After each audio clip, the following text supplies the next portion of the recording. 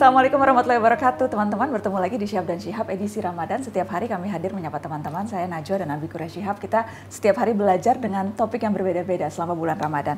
Di episode ini Abi, Nana mau belajar soal arti kekhalifahan. Khalifah.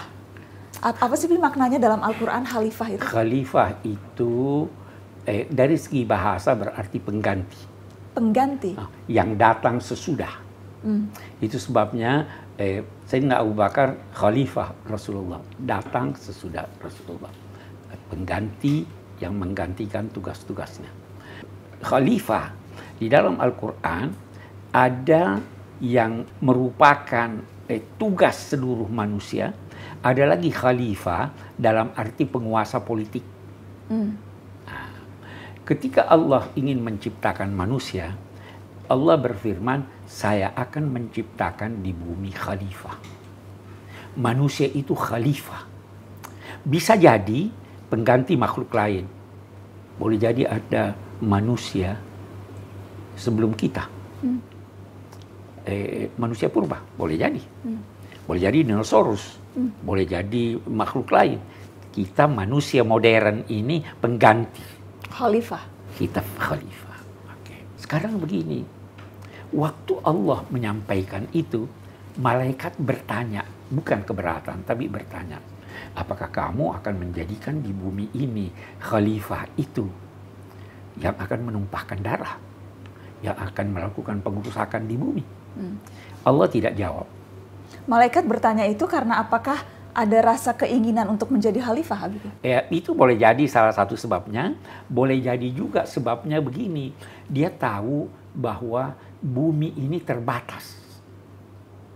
Kalau ada banyak orang, pasti akan terjadi perebutan. Ya. Sehingga terjadi pertumpahan darah. Boleh jadi itu. Boleh jadi juga pertanyaan itu melihat pengalaman yang lalu. Boleh jadi juga berasumsi. Asumsinya lahir dengan melihat dirinya. Kita kan ini bertasbih, sujud, syukur, beribadah kepada Tuhan. Kalau bukan kita, pasti punya sifat yang berbeda dengan kita. Maka lahirlah pertanyaan itu. Okay. Tapi yang jelas, Allah tidak menjawab ketika Allah itu. tidak menjawab. Jawabannya begini, saya tahu apa yang kamu tidak tahu. Nah, kemudian dia buktikan. Nah, Allah seakan-akan ingin berkata begini, memang bisa terjadi pertumpahan darah, memang bisa terjadi pengerusakan, tetapi itu dibutuhkan. Kenapa? Karena manusia ini mempunyai inisiatif. Malaikat tidak punya inisiatif. Dia kerja apa yang diperintahkan. Karena manusia mempunyai inisiatif, dan inisiatif itu dibutuhkan untuk membangun manusia. Memang dia bisa salah. Memang dia bisa terjadi pertumpahan darah. Tetapi kesalahan pertumpahan darah itu bisa teratasi dengan dampak positif yang dilahirkan oleh manusia, dan teratasi juga dengan pengampunan Allah terhadap dia kalau dia bertobat. Nah, jadi manusia jadi khalifah untuk membangun bumi ini, jangan sampai ada pengerusakan dan lain-lain sebagainya. Ya kan? Nah, kita melangkah lebih jauh. Kalau begitu apa tugas manusia? Tugasnya dijelaskan dalam ayat yang lain. Allah telah menciptakan kamu melalui tanah, dengan tanah bumi ini, dan menugaskan kamu memakmurkannya.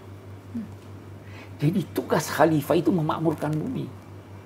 Bagaimana makna memakmurkannya? Semua apa yang di bumi dia harus pelihara dengan baik. Semua apa yang ada di bumi dia harus antar menuju tujuan penciptaannya. Ada laut, ada kembang, ada pelihara itu. Dan tingkatkan. Memakmurkan bumi. Jadi membangun bumi. Bukan sholat. Bukan puasa, bukan zakat. Sholat itu cara yang membentengi manusia supaya kegiatannya membangun bumi tidak melenceng. Itu sebabnya dia katakan, inna sholata tanha anil fahsya'i wal munkar. Sholat itu menghalangi manusia melakukan kemungkaran, melakukan dosa. Karena ingat Tuhan, oh Tuhan suruh saya begini. Maka sholat sebagai kunci, bukan tujuan akhir. Tujuan akhir membangun bumi, itu khalifah. Zakat, tujuannya apa? Kamu harus bekerja, kamu harus ini. Tapi bersihkan. Zakat bersihkan. Jadikan dia berlipat ganda. Zakat. Tujuannya itu. Jadi tujuan itu ada dua macam. Tujuan dekat dan tujuan jauh. Ada ultimate goal. Ya. Nah, kita main bola, Nabi suka main bola. Mau menggolkan ya? Oke. Apa itu tujuan akhir? Tujuan akhirnya menang. Tujuan akhirnya menang. Abi pernah bilang itu, jadi Nana Ya kan? Nah, tujuan akhirnya membangun bumi ini, membangun peradaban di bumi ini. Itu tujuan akhirnya. Tetapi harus sholat, harus puasa, harus zakat, harus haji, kewajiban. Untuk apa? Kunci untuk mencapai sukses itu. Jangan berhenti di sana. Jangan berkata, udah deh kita ini corona di rumah aja, bahwa kita sudah tidak bisa sholat. Tidak. Tuhan jadikan bumi ini sebagai masjid. Ju'ilat liyal ardu. Kalau tidak bisa sholat, ada ibadah lain. Sholat tarawih kan sunnah. Ada ibadah lain. Belajar, membantu orang, simpati pada orang, berpikir, dan lain-lain. Hanya ibadah lain untuk membangun bumi. Jadi kekeliruan kita memahami ibadah itu dalam arti ibadah ritual. Padahal sebenarnya ibadah itu semua kegiatan yang direstui agama.